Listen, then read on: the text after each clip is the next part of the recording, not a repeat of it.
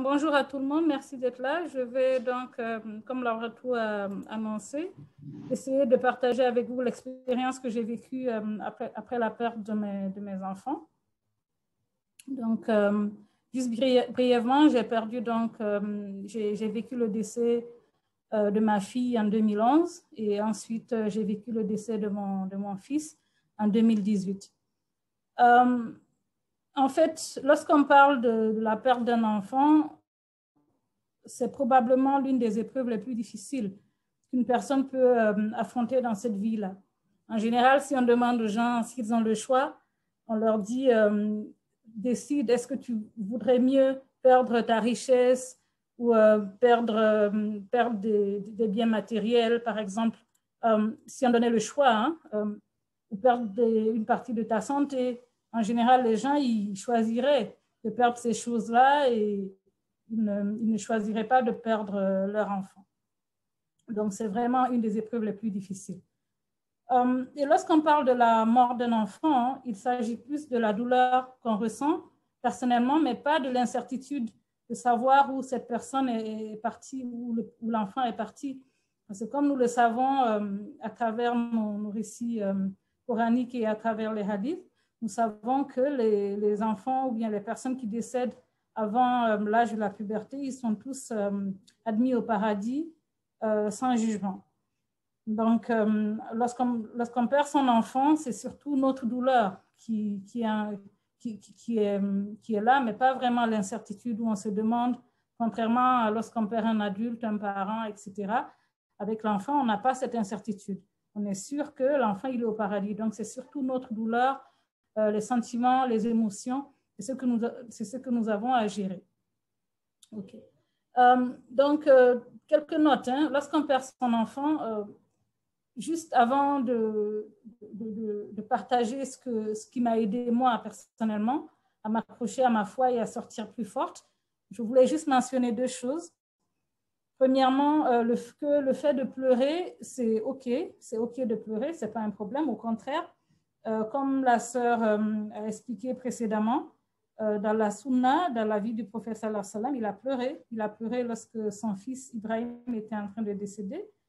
Et il a expliqué au compagnon qui a été surpris de le voir pleurer, il a dit que ça fait partie de la miséricorde, que c'est naturel, que les yeux expriment à travers des larmes la douleur qu'on éprouve à l'intérieur. Donc c'est naturel de pleurer.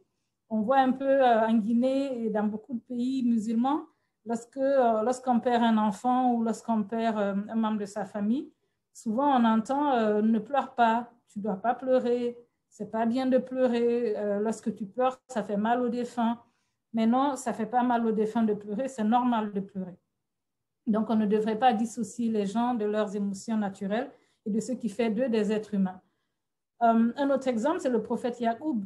Comme on sait, le prophète Yacoub, il n'a pas perdu son fils, mais on lui a levé son fils et pendant plusieurs années, il se demandait, mais qu'est-il advenu de mon fils Youssouf? Il a tellement pleuré pendant ces années-là qu'il en est même venu jusqu'à perdre la vue.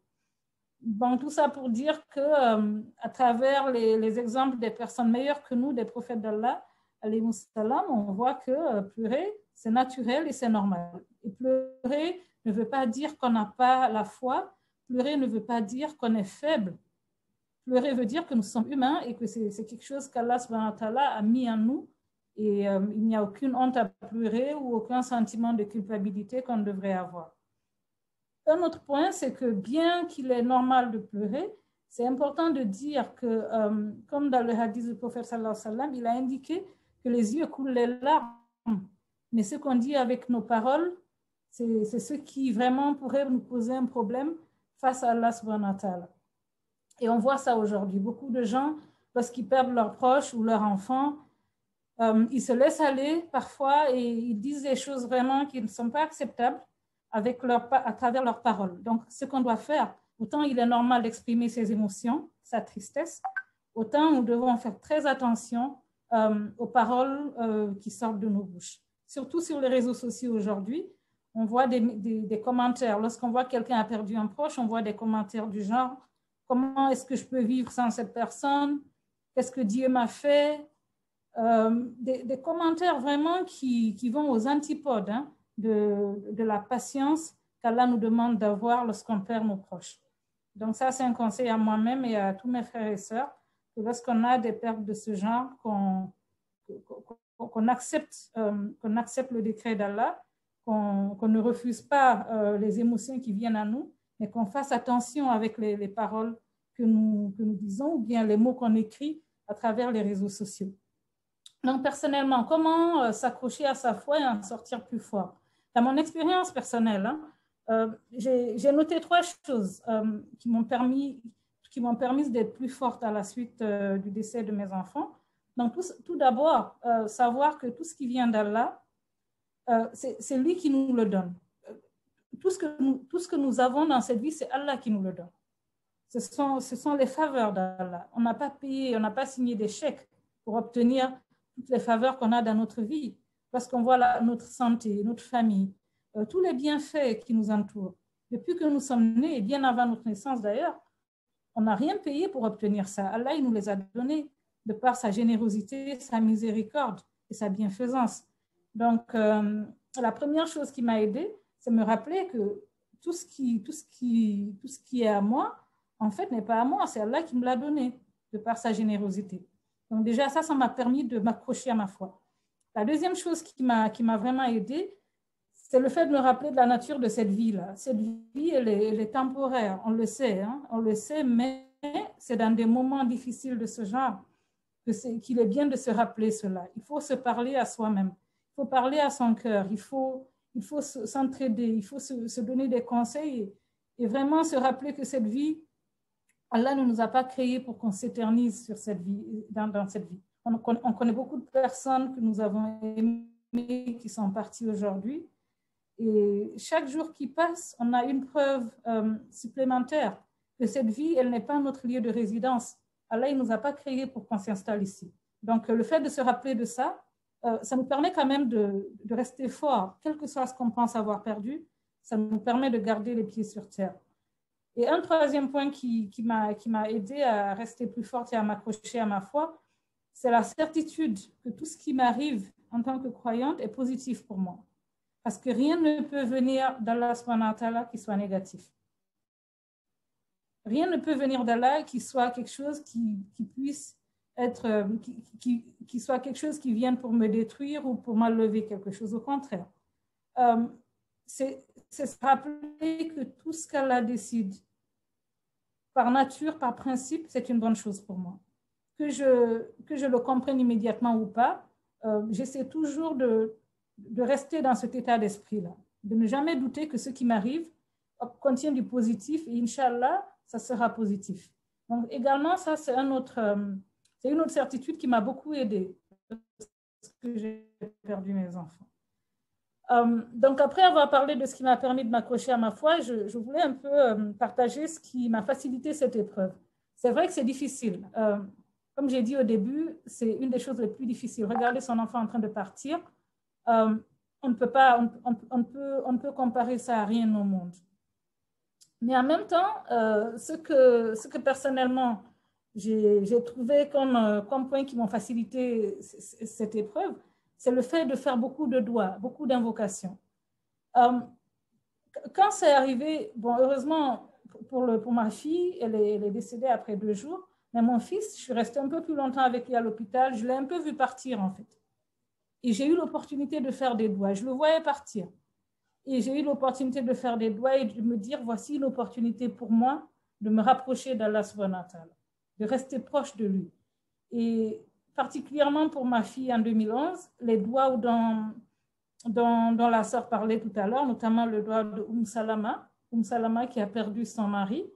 Et le prophète alayhi salatu wa salam lui a dit, voici une invocation, un doigt que tu devrais réciter. Et lorsque tu récites cette invocation, Allah, il te donnera quelque chose de meilleur que ce que tu as perdu. Et donc, c'est le doigt dont la sœur Laura parlait tout à l'heure.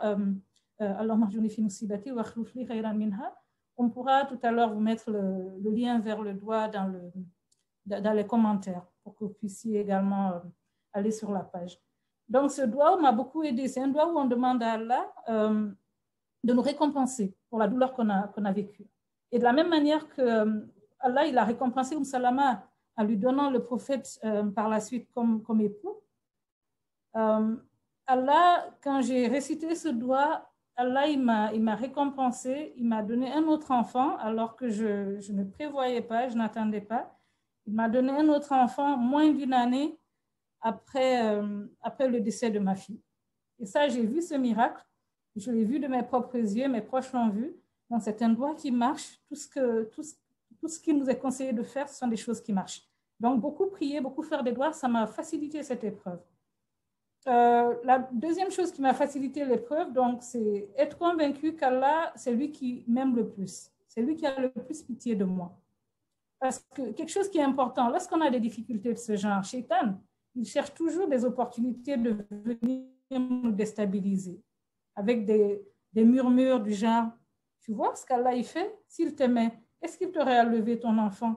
Des choses comme ça. Mais c'est être conscient que voici un shaitan, menteur, qui est là, il rôde autour, il cherche toujours l'occasion de nous déstabiliser parce qu'il déteste lorsque le croyant s'accroche à sa foi et lorsque le croyant trouve des raisons d'aimer Allah, il déteste ça. Donc, c'est avoir conscience qu'on a un shaitan autour de nous qui cherche à nous déstabiliser et être convaincu que c'est Allah qui nous aime plus que notre mère, qui nous a apporté, qui nous a allaités, qui a tout fait pour nous, nos parents.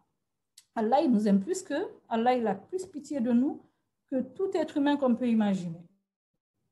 Donc, avec cette certitude également, cette épreuve a été un peu plus facile pour moi. Et un troisième point qui m'a facilité l'épreuve, c'est être reconnaissante envers Allah subhanahu wa ta'ala.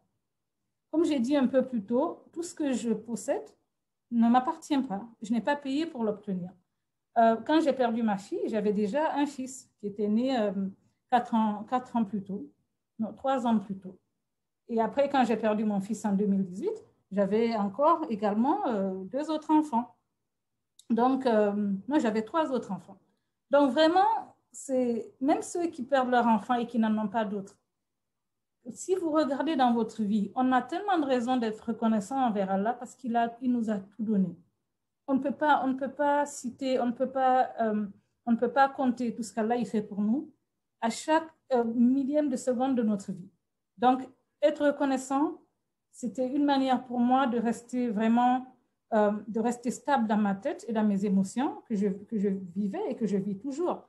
La perte de l'enfant jusqu'à présent, il arrive des moments où je suis toujours très triste. Et donc, ce ne sont pas des émotions qui partent comme ça, où on dit, ça y est, c'est réglé. Non, on continue à les vivre. Mais rester reconnaissant, c'est une obligation pour nous. Et ça également, ça m'a beaucoup aidé. Donc, pour conclure, je voudrais dire 2 points. Premièrement, toute épreuve dans notre vie, que ce soit la perte d'un enfant, que ce soit la perte d'un travail, que ce soit un accident, que ce soit une maladie, quel que soit ce qui nous arrive et que nous pensons être négatif, si cette chose nous permet de nous rapprocher de notre Créateur, si cette chose nous permet d'avoir un lien plus fort, de nous tourner vers Allah subhanahu wa ta'ala, combien de personnes aujourd'hui autour de nous n'avaient aucune notion de qui ils étaient face à leur Créateur? Ils n'avaient aucune notion d'Allah dans leur vie. Pour eux, ils vivaient et puis toute la journée, c'était juste ça, s'amuser, manger, dormir. Et après, ils ont un problème, ils ont une grande épreuve et ils sont obligés de marquer une pause dans leur vie, de réfléchir. Et à la fin de leur conclusion a toujours été de revenir vers Allah subhanahu wa ta'ala et d'apprendre qui il est, d'apprendre qu'est-ce qu'il veut de nous, d'apprendre qui on est nous en tant qu'être humain, que fait-on sur cette terre et où allons-nous? Et en général, ce sont les épreuves difficiles qui poussent les gens à se poser ces questions et à chercher des réponses. Donc, toute chose qui nous arrive, qui nous permet de nous rapprocher de notre Créateur, est une chose positive. Est une chose positive. Quel que soit ce qu'elle nous crée dans notre vie, quel que soit ce qu'on pense qu'on a perdu, c'est toujours positif, il n'y a aucun doute là-dessus. Et enfin, tout ce qu'on peut dire, c'est Alhamdulillah. Alhamdulillah, on ne cherche pas les difficultés. On ne dit pas, oh Allah, viens me tester, tu vas voir que moi je suis très fort, je suis très forte. Non, on ne dit pas ça. Mais on dit qu'une fois que le test est là, on dit, ça y est, c'est une opportunité. Parce qu'Allah, il dit également qu'il ne charge jamais une âme plus que ce qu'elle ne peut supporter. Donc, si Allah, il a dit que tout ce qu'il met sur nous, ça veut dire qu'on peut le supporter, ni nous, ni une personne dans notre vie ne peut dire ça, c'est trop pour nous. On ne peut pas, parce que celui qui nous a créés, qui nous connaît plus que nous ne nous connaissons nous-mêmes, nous a déjà garanti que tout ce qu'il va décider pour nous est quelque chose qu'on peut supporter. Donc, avec cette certitude, on est sûr qu'une fois que l'épreuve est là, on ne la cherche pas, mais une fois que l'épreuve et la difficulté, une fois que ces choses sont là, on va s'armer de patience, on va s'approcher d'Allah subhanahu wa ta'ala, on va l'aimer plus, on va s'accrocher à lui, et il va toujours nous prouver qu'on a eu raison de le faire. Donc, personnellement, je dis toujours, bon, on me demande, tu as combien d'enfants? Je dis toujours, j'ai 5 enfants, 3 sont avec moi et 2 sont dans un meilleur endroit qu'ici. Et ça ne me rend pas triste de dire ça, au contraire, je me dis également, perdre un être cher, c'est une confiance qu'Allah nous donne. Il sait que nous sommes croyants, il ne veut pas nous détruire. Allah, il ne fait rien pour nous détruire. Donc, il a confiance qu'on peut tenir, il sait ce qu'il a mis en nous, et donc c'est à nous vraiment de prouver que voilà, c'est le moment de prouver réellement cette foi dont on parle et tout, c'est le moment maintenant de la pratiquer, de la prouver. Donc, c'est une épreuve très difficile. Je souhaite beaucoup de courage à tous les frères et sœurs qui vivent des situations difficiles. Mais vraiment, j'encourage tout le monde. C'est un conseil pour moi-même, pour mes sœurs et mes frères, que chaque fois qu'on a une difficulté, chaque fois qu'on pense avoir perdu quelque chose, qu'on se remette en question, qu'on demande pardon à Allah subhanahu wa ta'ala et qu'on compte les bienfaits qu'il nous a déjà donnés et qu'on se rende compte que c'est une opportunité pour nous de grandir et de nous rapprocher de lui et d'accéder au paradis. Parce qu'après tout, cette vie, comme j'ai dit, ce n'est pas notre lieu de résidence. On va partir, des gens meilleurs que nous sont partis, des gens plus jeunes que nous sont partis, des gens en meilleure santé que nous sont partis. Donc, tous nos proches décédés, on ne les a pas perdus. Inch'Allah, on va les retrouver au paradis. Et donc, voilà, c'est un peu ce que je voulais partager. Et je souhaite du courage à tout le monde, tous les frères et sœurs. Et vraiment, c'est une vie qu'il faut vivre. Et il faut beaucoup de courage. Mais avec la proximité avec Allah subhanahu wa ta'ala, avec les prières, les doigts, on arrive toujours à s'en sortir plus fort. Voilà, c'est ce que je voulais partager. Je remercie tout le monde pour votre attention. Et salam alaikum wa rahmatullah. Merci.